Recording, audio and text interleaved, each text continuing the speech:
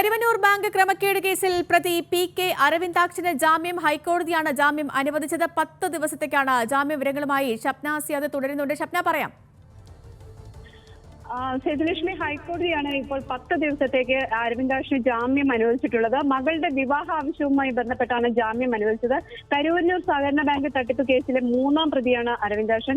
ഈ സാമ്പത്തിക കുറ്റകൃത്യങ്ങൾക്കുള്ള പ്രത്യേക കോടതി ജാമ്യാപേക്ഷ തള്ളിയിരുന്നു. തുടർന്നാണ് അരവിന്ദാക്ഷൻ അടക്കമുള്ള പ്രതികൾ ഹൈക്കോടതിയെ സമീപിച്ചത്.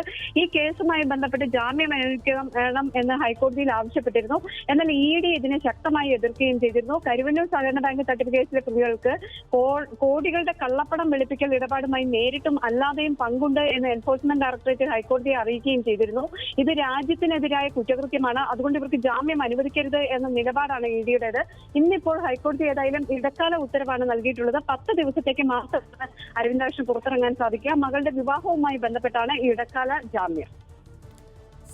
ശരി ഷപ്ന, കരുവന്നൂർ ബാങ്ക് തട്ടിപ്പിൽ അരവിന്ദാക്ഷന് നേരിട്ട് പങ്കുണ്ട് എന്ന വിവരമാണ് ED അറിയിച്ചത്. 3ാം പ്രതിയാണ്. ഇപ്പോൾ താൽക്കാലിക ജാമ്യമാണ് കോടതി നൽകിയിരിക്കുന്നത്.